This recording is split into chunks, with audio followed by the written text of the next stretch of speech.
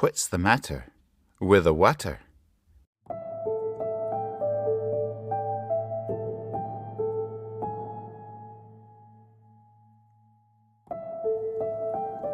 The well in the middle of the village of Skerrils was like the social media o' its day. This was a while back lang syne, when nobody had running water in their houses, so if you wanted a wash or a wee cup of tea, you'd to queue patiently at the well with your bucket in your hand. Of course, you'd aye bump into a few neighbours there, and it was the best place to catch up on all the goss. What had been where, what the fishing had been like, was there a cold snap coming, that kind of thing. And because the well was a bonny thing, good grey stone with a wee slate roof, and because it provided lovely fresh water that abody needed, the chat was usually cheery, and there was nae need for bickering or unhappiness. Yin morning, wee Josie was up with the sun, and awa doon to the well wi' her bucket. It was a braw day, birds sang echoing for the woods on the hillside, and she was keen to get the day under way. She had a hike planned, aff up into the high hills, but she had to get the water for the house afore she went. There were a few folk waiting ahead of her. Mrs. McNulty was there, and Rory fae doon the road, and a couple of others, and good fettle, and wishing each other good morning. Josie waited her turn, blethering awa with the rest of them, till she got to the well and dunked in her bucket. She did notice something odd, though. Even though it hadn't rained for days, there were big muddy dubs round the base o' the well. To be honest, it looked an half state. Thought Josie. Somebody's been half careless filling their buckets today. But she thought nae mair about it, as she heaved her bucket out and carried it sloshing and splashing back to the house. Good lass, said her father, tacking some water up the stairs for a shave.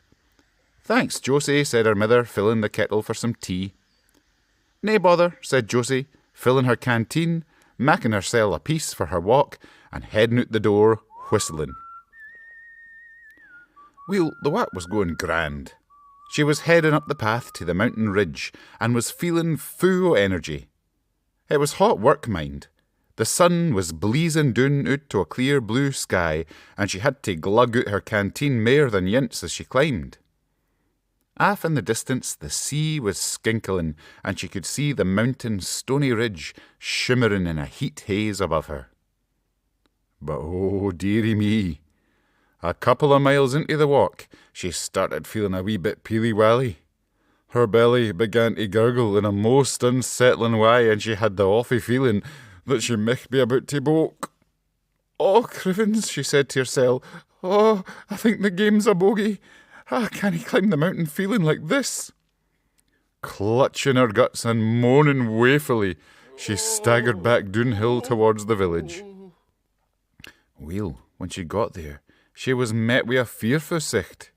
Folk were hanging out the windows with green faces, groaning on the grun, dashing for their cludges with tears running down their cheeks. Michty me, thought Josie, what on earth's going on? That was when her mammy spied her fae out the kitchen windy. Oh, Josie, lass, she said, you and all, aye. Oh, the whole village has come down with a lurgy. We think there's something the matter with the water.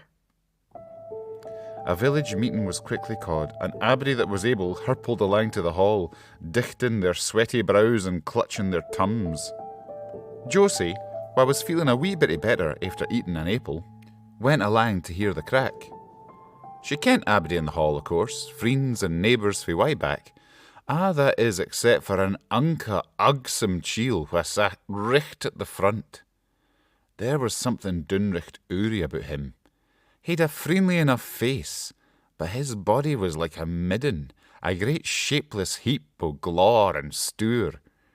The weirdest thing about him, though, was that nobody else seemed to notice aught strange about him. Friends, said old Mr. Patterson, the school Janny, we've enough a guddle to get our heads round. Our water is making us sick. There was a wee murmur of agreement for the gathered crowd, along with a few embarrassed hiccups and burps. Now, he went on, my new pal here has offered to help us figure it out. Will you please welcome... what's your name again? At this, the weird creature shuffled off its chair with a squelch, and turned a big ingratiating grin on the room. "Mr. Storyman at your service," it wheezed. "Oh, my friends, I'm so very sorry to hear of your troubles." It wrung its hands wi' a sound like someone squeezing out a chamois leather. Josie looked around, waiting for someone to ask the thing wha it thought it was, but there was some weird glamoury on Aberdeen, and they were all taking careful tent to what Athen it said. "I fear," Mr. Storyman went on, "that there can only be one explanation. Someone in this room has polluted the well."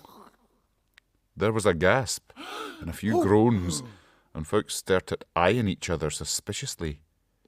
Josie was about to loup off her seat and shout "Havers!" when Mrs. McNulty beat her to it. "Hang on a minute," said the old lady.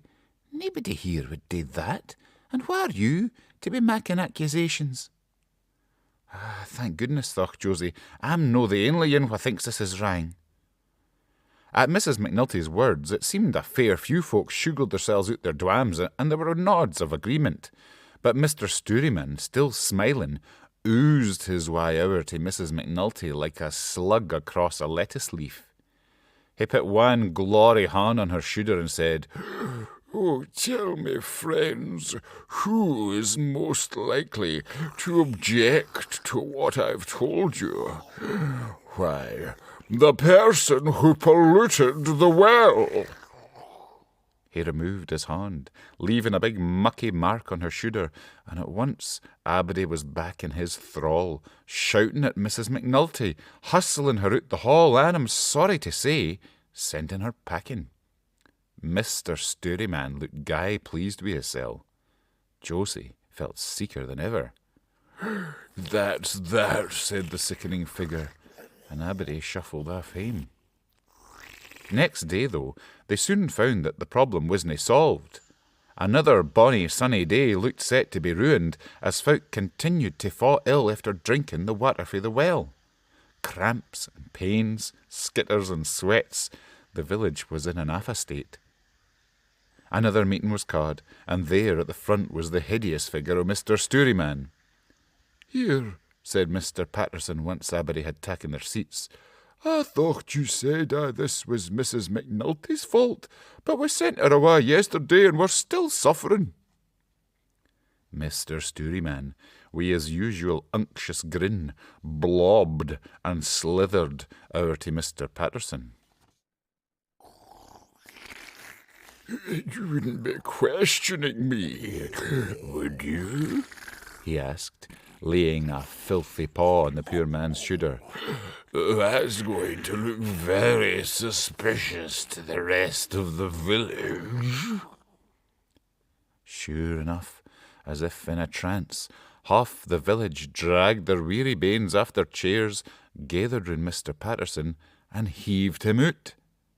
Josie, who was sat at the back, watched all this in bamboozlement.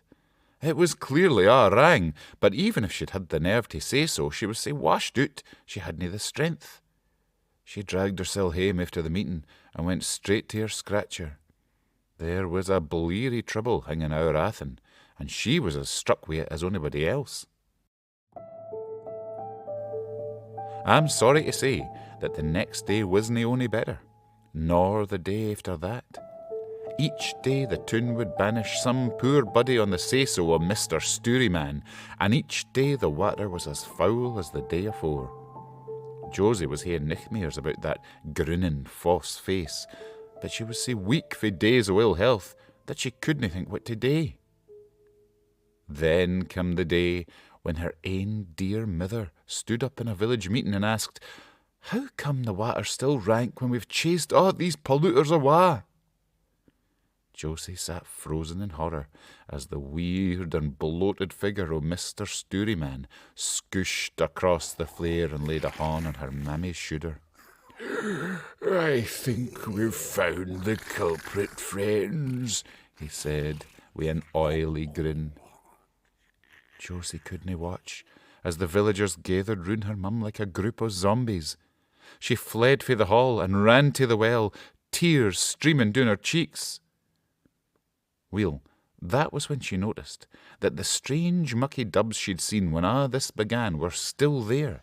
In fact, they were worse than ever.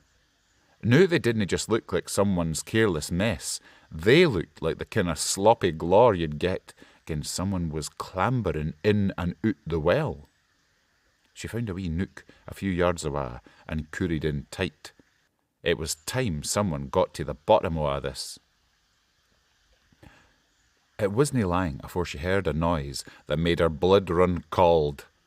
As abody else had staggered hame, Mr. Stewryman was making his way to the well.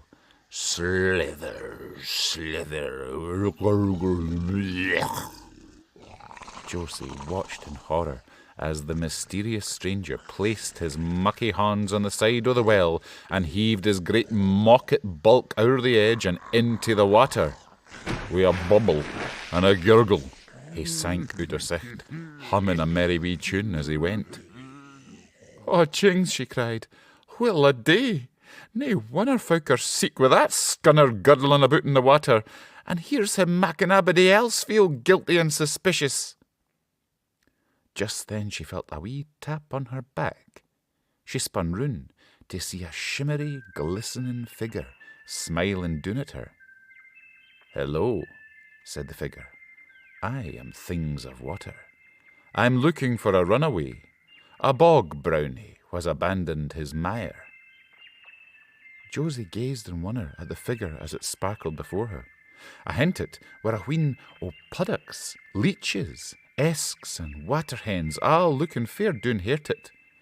"The beasties o' the bog are feeling quite abandoned," Things of Water continued. "It's not the bonniest creature in the world, this bog brownie, but they love it. Have you seen it?" Well, you can imagine what happened next. Josie pointed at the well with a trembling horn, and Things of Water stepped out. It kicked it down into the well, nodded yince, reached in, and hauled out Mr. Stewryman by the scruff o' his neck. "That's enough of that, I think," said Things of Water, and with a friendly nod to Josie, it headed aft towards the woods, dragging the ugsome beast ahint it, gurgling and complaining all the way. Afore the strange procession disappeared, Things of Water raised a hand and clicked its fingers, and a shower of fresh, sweet rain swept out the sky. As it fell about the well, Josie could see the water inside, clearing, and she kent it was sweet and fine yince mere. Abody was relieved, of course. Josie's ma, Mr. Patterson, and all the rest could all come back hame, and yince again the well was a braw place for a blether and a catch-up. But one thing naebody much wanted to talk about was how easily they'd been turned against each other. I mean, to be honest, if some friendly-faced bogle tricked you into turning on your neighbours, would you really want to think about how easily you'd been fooled?